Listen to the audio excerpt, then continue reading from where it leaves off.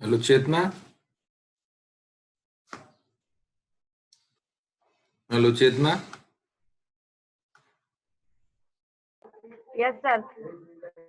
सूर्यवंशी कोण आहे का? सूर्यवंशी सूर्यवंशी रोहिणी रोहिणी आहे का?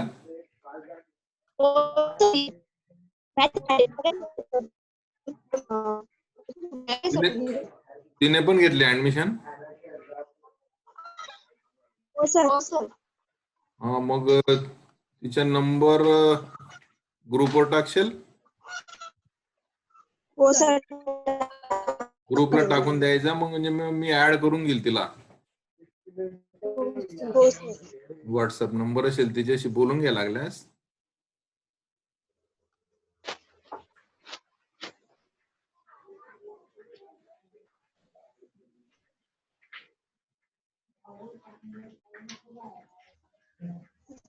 गुगल क्लासरूमला बाकीचे जॉईन नाही झालेत.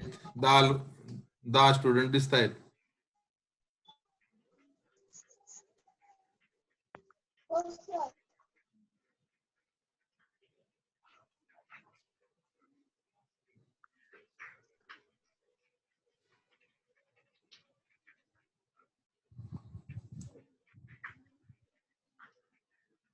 ज्याला व्यवस्थित झालं बोरस सरांचं? हो सर. हो सर. झालं. ते 40 मिनिटं चालतं, त्याच्यामुळे सुरुवातीला जॉईन झाल्याबरोबर तुमची प्रेझेंटी तुम्ही तुमचं नाव टाकून द्या चॅट बॉक्स मध्ये, म्हणजे मग तिथं तुमची प्रेझेंटी येऊन जाते.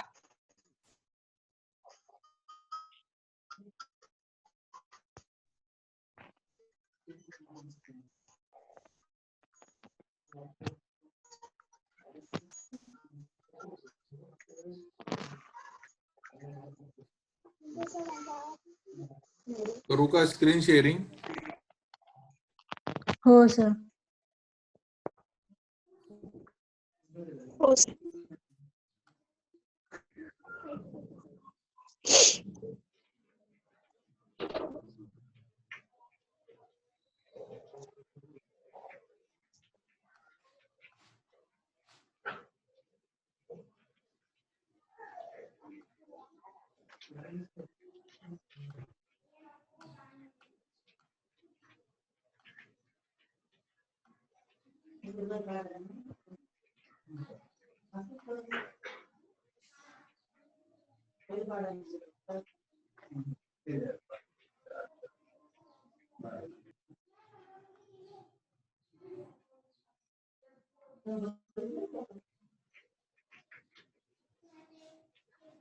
स्क्रीन दिसते दिनांशू?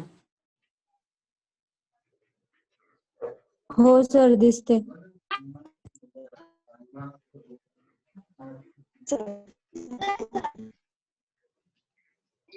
ठीक आहे.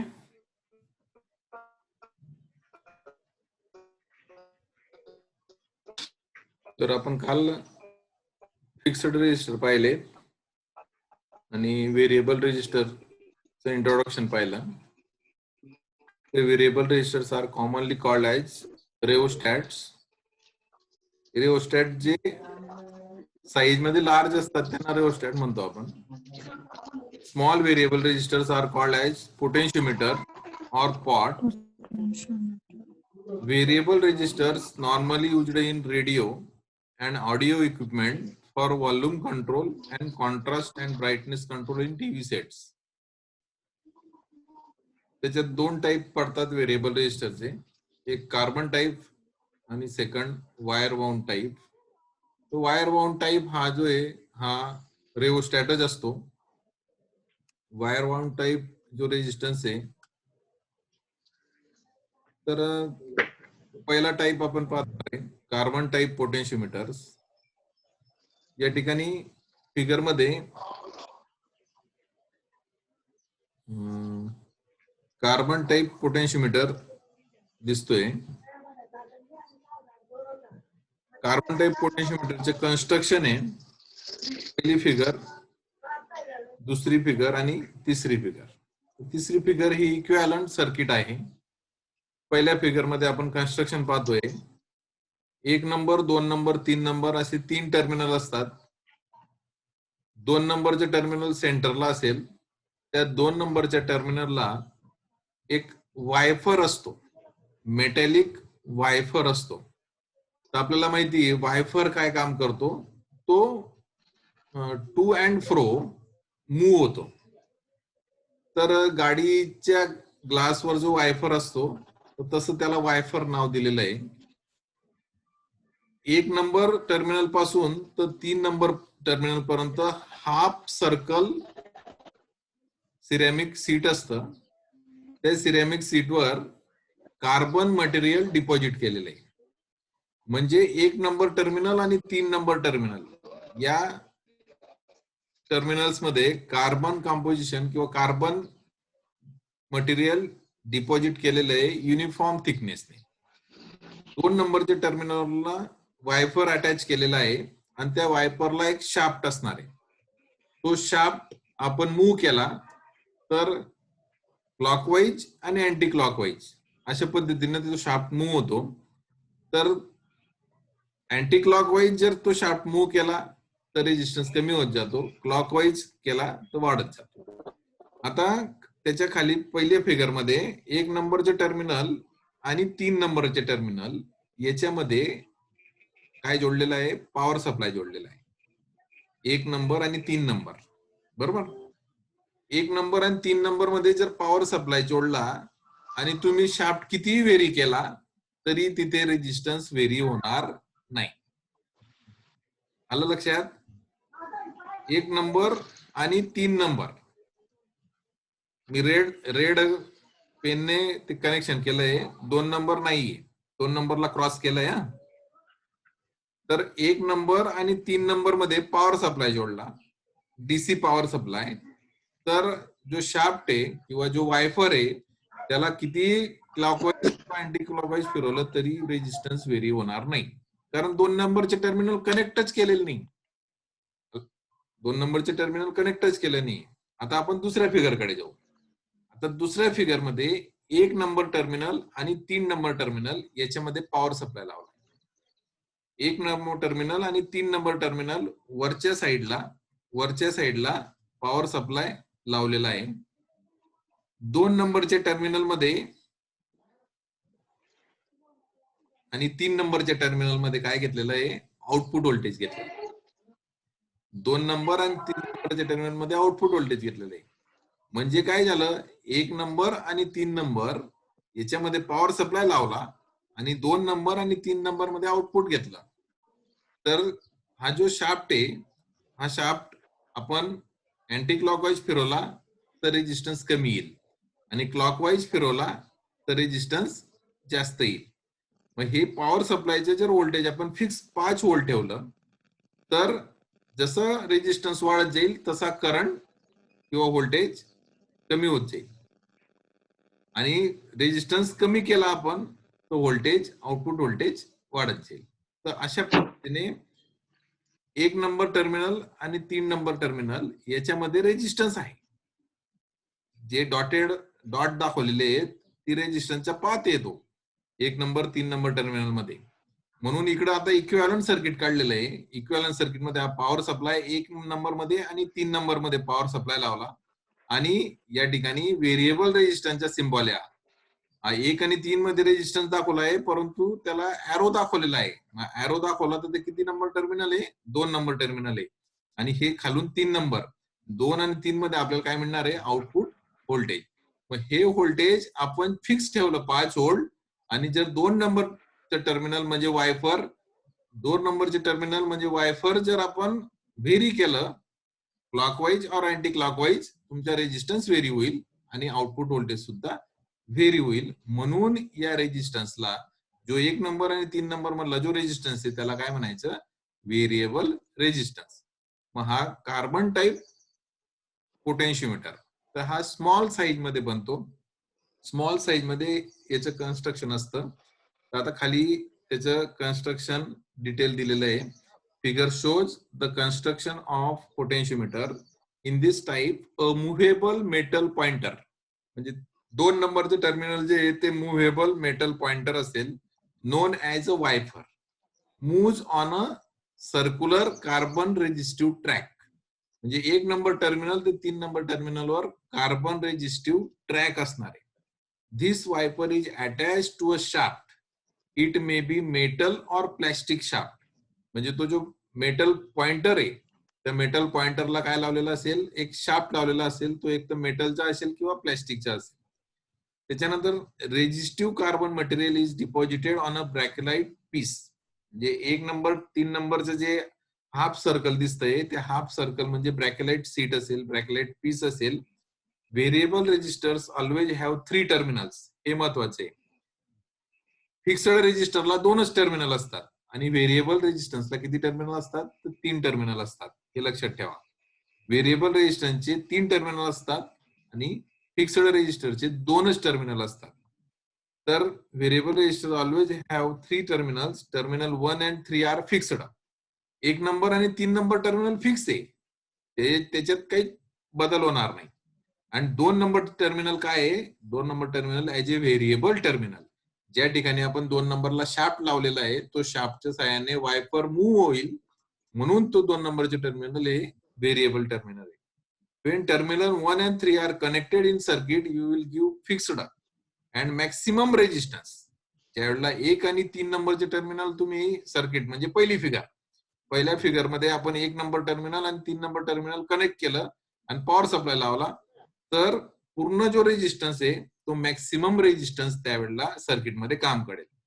त्याच्यानंतर terminal 2, when terminal 1 and 2 or 2 and 3 terminals are connected, you will give variation in resistance when you rotate the shaft. म्हणजे 2 नंबरची figure. When you rotate the shaft, these variable resistors are available in 2 types. तर आता हे variable resistor समजलं असेल तुम्हाला, variable रेजिस्टरचं construction आणि working. तर त्याचं इक्विव्हॅलंट सर्किट जे आहे ते 3ऱ्या फिगर मध्ये दाखवलेलं आहे. तर आपण ज्या वेळेला सर्किट डायग्राम काढू, त्या सर्किट डायग्राम मध्ये व्हेरिएबल रेजिस्टन्स दाखवायचे असेल तर या सिम्बॉलच्या सहाय्याने आपण दाखवतो. ठीक आहे. तर कार्बन टाईप पोटेन्शिओमीटर किंवा पॉट हे 2 टाईपचे असतात. पहिला टाईप लिनियर टाईप आहे आणि दुसरा टाईप जो आहे तो लॉग टाईप आहे. तर लिनियर टाईप व्हेरिएबल रेजिस्टन्स कसा असतो आणि लॉग टाईप कसा असतो? रोशनी माइक अनम्यूट करना.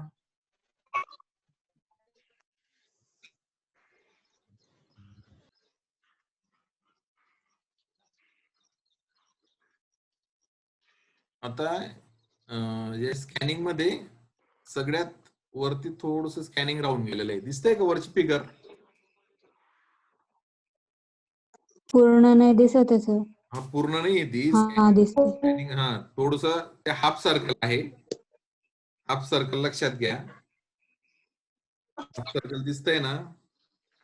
हो. त्याच्यावर स्केल आहे 0, 10, 20, 30, 40, 50. बरोबर. पहिली जी आहे ते लिनियर स्केल आहे. म्हणजे लिनियर टाईपच्या पोटेन्शिओमीटर वर स्केल कसं असणार आहे? लिनियरली मूव्ह होणार. म्हणजे 10, 20, 30, 40, 50. बरोबर. लिनियरली पॉइंटर किंवा शार्प जो आहे तो शार्प कसा लिनियरली मूव्ह होईल आणि रेजिस्टन्स 10 ने 20 ने 30 ने 40 ने 50 ने वाढेल, म्हणून त्याला लिनियर स्केल म्हणतो. तर त्याला लिनियर स्पॉट असं म्हणतात. तर हे हाफ सर्कलचं स्केल आहे. तर 10 डिग्रीने तुमचा शार्प मूव्ह झाला तर 10 ने रेजिस्टन्स वाढेल. 20 डिग्रीने मूव्ह झाला तर 20 ओम ने रेजिस्टन्स वाढेल. 30 डिग्रीने झाला तर 30 ओम. असं हे लिनियर स्केल मध्ये तो पोटेन्शियोमीटर मॅन्युफॅक्चरर आपल्याला बनवून देतो. दुसरा जी फिगर आहे त्याच्यावर लॉक स्केल लिहिलेलं आहे. त्या लॉक स्केल मध्ये 0, 10, 100, 1K,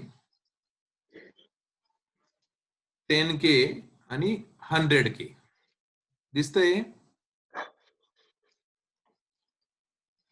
10K, हो सर.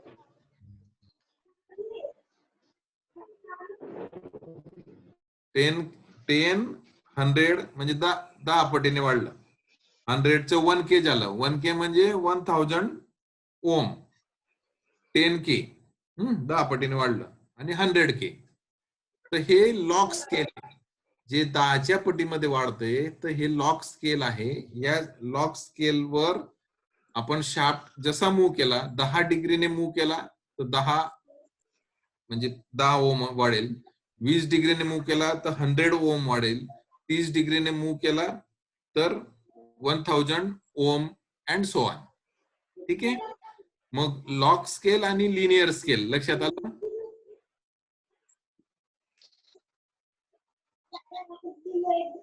हो सर. ठीक आहे.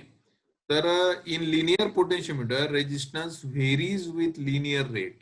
If you rotate the shaft, suppose for 10 degree rotation it gives 10 ohm, at 20 degree it gives 20 ohm and so on.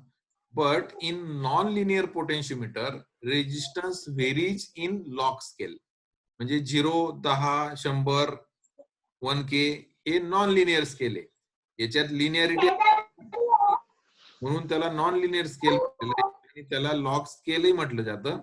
तर त्याचा जो लॉग स्केलचा रेजिस्टन्स आहे तो 10 डिग्री असेल, 20 डिग्रीला 100 ओम असेल, तर 30 डिग्रीला 1000 ओम असेल and so on.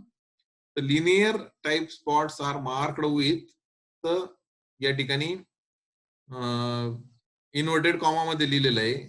Linear type जे पोटेन्शियोमीटर असतात, व्हेरिएबल रेजिस्टन्स असतात, त्याच्यावर मॅन्युफॅक्चरर हे छापून देतो आपल्याला. त्याला LIN कॅपिटल लिहितात ते, आणि ज्या व्हॅल्यूच्या व्हेरिएबल रेजिस्टन्स असेल, मॅक्सिमम व्हॅल्यू जी असेल ती त्याच्यावर लिहिलेली असते. 10K लिहिलेलं आहे. LIN 10K म्हणजे LIN चं मिनिंग काय होतं तर लिनियर, आणि त्याची मॅक्सिमम व्हेरिएबल रेजिस्टन्सची व्हॅल्यू किती आहे 10 किलो ओम.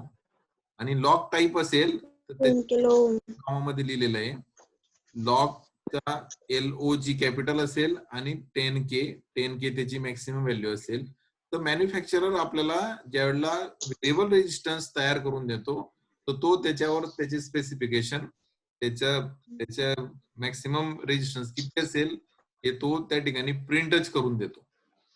आपण अशा पद्धतीचे पोटेन्शियोमीटर प्रॅक्टिकलला काही सर्किट्स मध्ये पाहणार आहेत. लॅबोरेटरीमध्ये भरपूर आपण काही प्रोजेक्ट जर करणार तुम्ही तर त्या प्रोजेक्ट मध्ये पण आपल्याला पोटेन्शियोमीटर वापरायचे. तर या व्हेरिएबल रेजिस्टन्सची स्पेशालिटी आहे म्हणजे लिनियर स्पॉट आणि लॉग स्पॉट. लो कॉस्ट असते, used in radio, TV as volume control, brightness control. याच्यामध्ये या व्हेरिएबल रेजिस्टन्स किंवा पोटेन्शियोमीटरचा यूज असतो. रेंज जी आहे तर 1 किलो ओम पासून तर 5 मेगा ओम पर्यंत, 1 किलो ओहम पासून तर 5 मेगा ओम पर्यंत मॅन्युफॅक्चरर आपल्याला पोटेन्शियोमीटर बनवून देतात. आणि यांची पॉवर रेटिंग आहे 1.5 watt to 2 watt. Power rating कमी आहे म्हणून आपल्या लॅबोरेटरीमध्ये जे सर्किट असतात किंवा छोटे रेडिओचे सर्किट असतात, टीव्हीचे सर्किट असतात, याच्यामध्ये जास्त करून हे पोटेन्शियोमीटर किंवा व्हेरिएबल रेजिस्टन्स वापरले जातात. कारण आपण पाहतो की टीव्ही जो आहे तो टीव्हीचे जे आहे ते आपण जरी त्याला 230 सोडला डायरेक्ट सॉकेटला जोडत असलो तरी आतमध्ये ट्रान्सफॉर्मर, त्या ट्रान्सफॉर्मर थ्रू त्या ठिकाणी 6 व्होल्टचे सर्किट असतात, 12 व्होल्टचे सर्किट असतात, 9 व्होल्टचे सर्किट असतात, म्हणजे कमी व्होल्टेज असतं. टीव्हीच्या सर्किटला आतमध्ये व्होल्टेज खूप कमी असतं.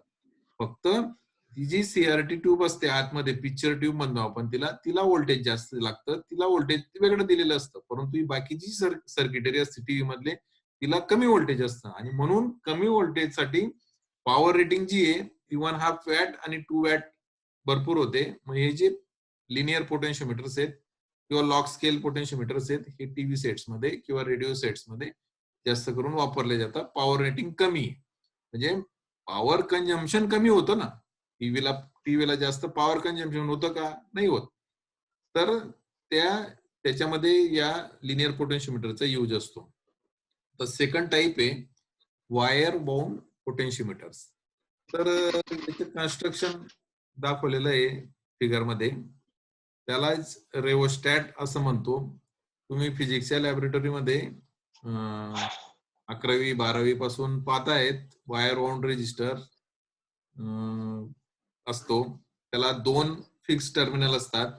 हे एक फिक्स टर्मिनल आहे, हे दुसरं फिक्स टर्मिनल आहे आणि हे वरचं जे आहे हा हा हा शाफ्ट आपलं याच्यावर आपण याला हाताने रोटेट करतो. तर हे व्हेरिएबल टर्मिनल आहे. एक नंबर, 3 नंबर आणि हे 2 नंबर टर्मिनल आहे. बरोबर. तर आणि in this type wire is wound on a open ring of ceramic. सिरॅमिकचा पाईप असतो, त्या पाईपवर निक्रोम किंवा मॅग्नेशियमची वायर, तिची थिकनेस सुद्धा जास्त असते, ही वायर वाउंड केलेली असते. नंबर ऑफ टर्न्स त्याच्यावर वाउंड केलेले असतात आणि शेवटच्या टोकाला इथं फिक्स टर्मिनलला ती वायर जोडलेली असते आणि जिथून सुरुवात होते वायरची ती या टर्मिनलला कनेक्ट केलेली असते. त्यामुळे हे 1 नंबर आणि 3 नंबर टर्मिनल झालं आणि वरचं जे हा जो मुव्हेबल शाफ्ट असतो त्या मुव्हेबल शाफ्टला 2 नंबर टर्मिनल असतं. तर असे 3 टर्मिनल आपण सर्किट मध्ये लावून हा वायर बाउंड रेजिस्टर आपण सर्किट मध्ये वापरतो. तर in this high power handling capacity, हा जो वायर बाउंड पोटेन्शिओमीटर आहे, तर आपण वरच्या पोटेन्शिओमीटर पाहिले, कार्बन पोटेन्शिओमीटर होते ते 1.5 वॅट ते 2 वॅट. 2 वॅट खूप होऊन गेलं. 2 वॅट म्हणजे भरपूर त्याची पॉवर कॅपॅसिटी होऊन गेली. 2 वॅटच्या वरती पोटेन्शिओमीटर बनत नाही. परंतु रेओस्टॅट जो आहे, ज्या ठिकाणी सर्किटमध्ये हाय करंट पास होतं, हाय करंट पास झालं म्हणजे पॉवरचं रिलेशन काय आहे? आय स्क्वेअर आर एल म्हणतो आपण. Power is equal to I square R L. मग करंट जर जास्त असेल सर्किटमध्ये तर त्याची पॉवर पण जास्त असेल. Power is directly proportional to current आहे. म्हणून ज्या सर्किटमध्ये हाय करंट पास होतो त्या सर्किटमध्ये पोटेन्शिओमीटर वापरता येत नाही. 2 वॅटच्या वरती जर पॉवर ते सर्किट डिलिव्हर करत असेल तर तिथं पोटेन्शिओमीटर जळून जाईल. म्हणून जे सर्किटमध्ये 2 वॅट पेक्षा जास्त पॉवर डिलिव्हर होते त्या सर्किटमध्ये रेओस्टॅट वापरला जातो. आणि रेओस्टॅट जो आहे तर it has high power handling capacity and very small accurate change of resistance. म्हणजे वरचं जे मुव्हेबल शाफ्ट आहे तो मुव्हेबल शाफ्ट आपण सुरुवातीपासून हळूहळू त्याला पुढे सरकवला तर त्याला त्याचे नंबर ऑफ वाइंडिंग्स आहेत, त्या एक नंबर ऑफ वाइंडिंगला तो टच करत जातो. पहिली टच करेल, दुसरी, तिसरी, मग एक वाइंडिंगचा रेजिस्टन्स खूप कमी असतो, फ्रॅक्शन मध्ये असतो तो. त्याच्यामुळे करंट सुद्धा कमी फ्लो होतं. म्हणून काय म्हटलेलं आहे, very small accurate change of resistance. एक वाइंडिंग पुढे सरकलं, दुसरी वाइंडिंग, तिसरी वाइंडिंग, चौथी वाइंडिंग, जे आपण शाफ्ट वरच्या साईडने सरकवतो त्याला. म्हणून by sliding the contact the variation of resistance is achieved. आपण वरचा जो स्लाइडिंग कॉन्टॅक्ट आहे तो जसं जसं पुढे सरकवला तसा तसा त्याच्या वायर बाउंड रेजिस्टन्स वाढत जातो आणि त्याला रिटर्न घेऊन आलो म्हणजे अँटी क्लॉकवाईज मागे सरकलो तर त्या वायर बाउंड रेजिस्टन्सचा रेजिस्टन्स कमी कमी होतो. जसं जसं पुढे गेलं तसं तसं त्याचा रेजिस्टन्स वाढतो. याची स्पेशालिटी आहे हाय कॉस्ट, कारण मॅग्नेशियम वायर किंवा निक्रोम वायर ह्या यांची कॉस्ट जास्त आहे आणि प्युअर मेटल असतं ते, आणि त्याच्यामुळे तुम्ही नंबर ऑफ टन्स जेवढे वाढवले तेवढी त्याची कॉस्ट वाढत जाते. त्याच्यामुळे हाय पॉवर कॅपॅसिटीचे जे सर्किट असतात त्यांची कॉस्टच वाढते आणि लो पॉवर कॅपॅसिटीची सर्किटची कॉस्ट कमी असते. म्हणून जनरली इलेक्ट्रॉनिक होम अप्लायन्सेस मध्ये लो पॉवर कन्झम्पशनचे सर्किट वापरले जातात. रेडिओमध्ये, टीव्ही मध्ये, तुमचं ऑडिओ व्हिडिओ, तुमचं वायफाय सिस्टीम असेल, टेप रेकॉर्ड असेल, डीव्हीडी प्लेअर असेल, तर यांच्यामध्ये लो पॉवर सर्किट्स वापरले जातात. हाय पॉवर जे आहेत हे मोठे मोठे इंडस्ट्रीमध्ये ज्या ठिकाणी मोठे सर्किट्स असतात त्या ठिकाणी वायर ओन रेजिस्टर्स वापरले जातात. हाय कॉस्ट त्याच्या प्राइस मुळे त्याची कॉस्ट जास्त जाते मेटल वायर मुळे. मोर पॉवर हँडलिंग कॅपॅसिटी ही त्याची स्पेशालिटी आहे. त्याची साईज पण लार्ज असते, कारण छोट्या साईज मध्ये आपण पोटेन्शियोमीटर बनवू नाही शकत. त्याची साईज सुद्धा मोठी असते. आपण लॅबोरेटरीमध्ये पाहिले असणार, छोटे छोटे पण रेओस्टॅट असतात, परंतु लांब मोठा मोठा व्हायचा एखाद्या प्रॅक्टिकलला तुम्ही मोठा रेओस्टॅट लावला असेल आणि त्याच्याने तुम्ही व्होल्टेज व्हेरी करत असणार. त्याच्यानंतर याची रेंज आहे 100 ओम पासून, म्हणजे खूप कमी ओम, 100 ओम पासून तो 1 मेगा ओम पर्यंत मॅन्युफॅक्चरर आपल्याला वायर ऑन रेजिस्टर बनवून देतात.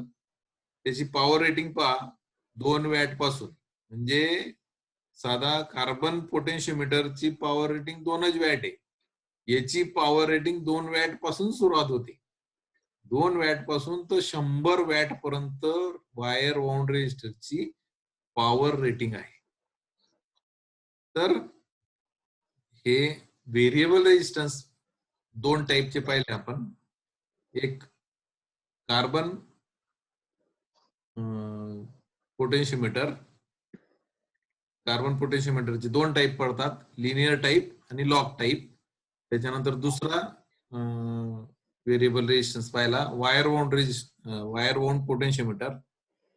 त्याच्यानंतर खाली जस्ट काही जे रेजिस्टर्स आहेत ते आपल्याला माहिती पाहिजे की अजून कोणते रेजिस्टर्स असतात. तर अदर रेजिस्टर मध्ये पहिला जो कॉम्पोनंट आहे तो आपण थर्मिस्टर घेणार आहे. तर थर्मिस्टरचा ही जी फिगर आहे या फिगर मध्ये थर्मिस्टरचा सिम्बॉल दाखवलेला आहे आणि त्याला त्या सिम्बॉल मध्ये कॅपिटल टी असेल तर तो थर्मिस्टर असतो. तर थर्मिस्टरला 2च टर्मिनल असतात. तर हा फिक्स्ड रेजिस्टर आहे. Thermistor is a semiconductor device whose resistance varies with temperature. हे महत्वाचे आहे. म्हणजे सेमीकंडक्टर कशापासून तयार होतो, तर 2 मेटलच्या अलॉय. 2 मेटल तुम्ही कोणतेही घ्या, कॅडमियम घ्या, लीड घ्या. कॅडमियम, लीड या 2 मेटलच्या जर अलॉय केला तर सेमीकंडक्टर होतो. दोघं मेटल सेपरेट असतील तर ते मेटलची प्रॉपर्टी दाखवतात, परंतु 2 मेटलचा जर अलॉय केला तर तो सेमीकंडक्टर तयार होतो. एक जर पी टाईप असेल आणि एक जर एन टाईप असेल तर तो पी एन सेमीकंडक्टर तयार होतो. म्हणून thermistor is a semiconductor device whose resistance varies with temperature. टेम्परेचरशी या सेमीकंडक्टर डिव्हाइसचा रेजिस्टन्स व्हेरी होतो, म्हणजे तो टेम्परेचरला सेन्स करतो आणि म्हणून हा जो सेमीकंडक्टर डिव्हाइस आहे याचा जो रेजिस्टन्स आहे तो टेम्परेचरला सेन्स करतो, म्हणून त्याला थर्मिस्टर म्हणतात. आलं लक्षात? तर